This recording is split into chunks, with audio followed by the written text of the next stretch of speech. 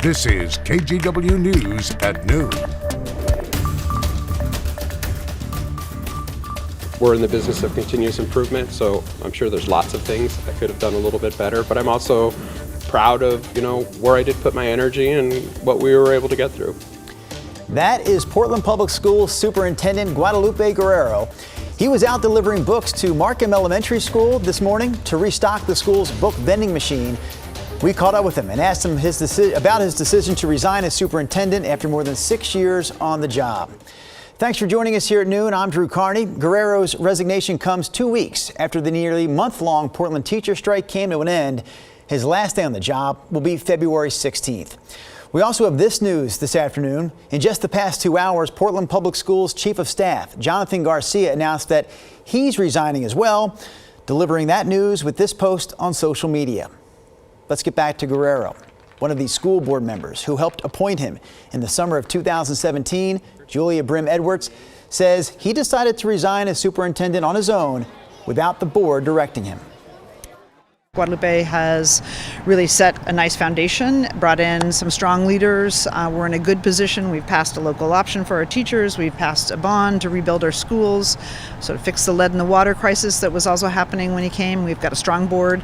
So I think we're in a really good position. The school board will meet later this week to name an interim leader.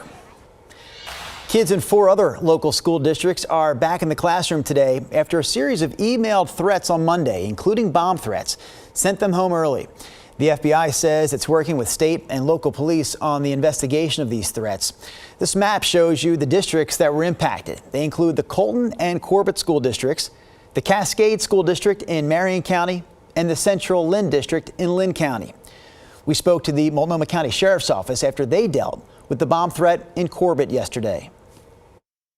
School staff did a remarkable job. They kept it, as organized as you can. That's a lot of kids, and they kept it organized. The parents did a great job. They showed up, they were patient, and cooperated and went through the process. So far, the FBI said they found no information to indicate the threats were credible.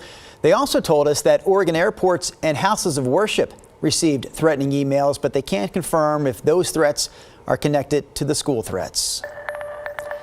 Police in Gresham say they located a suspect in a fatal hit and run that happened last night.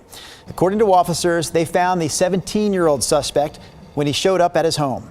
The crash happened around 6:30 last night on East Burnside at Southeast 181st. Gresham police say the driver involved took off and the pedestrian who was hit died at the scene. They later found the car at 172nd and Burnside. This Friday, Vancouver will open up its 4th safe stay community for people in the city who are homeless. We can show you some time-lapse video here of that community being built just off the intersection of Main and 45th Streets. It'll feature 20 pod structures and will house up to 40 people. People staying there will also have access to mental health services. Camping, by the way, is banned within 1,000 feet of that site. All right, we're going to turn our attention over to Rod Hill now in the Weather Center. Sunny skies out there, Rod. Clear skies on this Tuesday afternoon. What does the rest of the day hold? It's not going to change, I can tell you that. It's really a beautiful day out there.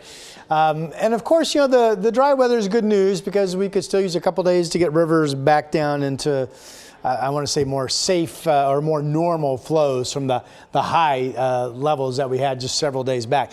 This is looking down at Youngs Bay, and there's Tillamook Head in the distance to the south from the Astoria column camera. 53 degrees with an east-southeast wind at 14, and it's just as sunny down in Lincoln County. This is Lincoln City from our Chinook Winds Casino Resort camera. Other cameras, this is in the valley down in wine country. Stoller Family Vineyards Estate looking at Mount Hood, and not everybody's sunny across the state. Remember, we expected clouds in the East Gorge out into the Columbia Basin. This is the Oregon Veterans Home camera out in the Dalles, 45. Your temps are probably going to stay pretty much right there the remainder of today. We've been 52 going back to 11 o'clock here in Portland. I have us warming up just a couple degrees this afternoon to 54, and we'll stay mainly clear this evening. So obviously it's one of those December days to enjoy the sunshine. Drew, back to you. All right, we'll have more from Rod here coming up in a few minutes, but we want to get to some world and national headlines this afternoon. The United Nations General Assembly is expected to vote today on another ceasefire in Gaza. The last time the General Assembly held a vote like this was last Friday, when 13 countries voted in favor, and the U.S. was the only country to vote against it. The U.K. chose to abstain from that vote. The U.S. and Israel are becoming increasingly isolated in the international community as calls for a humanitarian ceasefire grow. The Palestinian Health Authority estimates over 17,000 people have been killed in Gaza, and the UN says that 90% of the population in the Strip has been displaced. Meanwhile, a freed Israeli hostage says time is running out for other hostages held by Hamas. She describes the conditions that they're kept in as abysmal and added that constant Israel bombardment above the ground was a terror of its own. She fears that the hostages are not freed before the end of the holiday season. Global interest in freeing them will peter out. Let's get to some other national and world headlines now. We start with this. Officials in Pakistan say 23 police officers were killed and 32 others were injured in a suicide bombing on a police station in northern Pakistan. The Pakistani military said 6 militants opened fire on the station, resulting in an hours-long shootout before police gunned them down. A militant group believed to be an offshoot of the Pakistani Taliban claimed responsibility for the attack. Leaders in Pakistan condemned the action, calling it terrorism, amid an increase in attacks from the Pakistani Taliban. Here in the U.S., the Texas Supreme Court has ordered a lower court to vacate an order allowing a woman to get an emergency abortion. Her name is Katie Cox, a mother of 2 whose fetus was given a fatal diagnosis. She sought court's permission to get an emergency abortion. The state Supreme Court paused the lower court's order, allowing Cox to get an abortion. An attorney for Cox said she decided to get the procedure done out of state because of her deteriorating health. They also say Cox will be continuing with the lawsuit despite seeking care out of state. The United Auto Workers Union says it's filed a complaint against Honda, Hyundai, and Volkswagen for trying to intimidate workers against organizing. The accusation comes after the UAW announced a campaign weeks ago to unionize workers at those companies.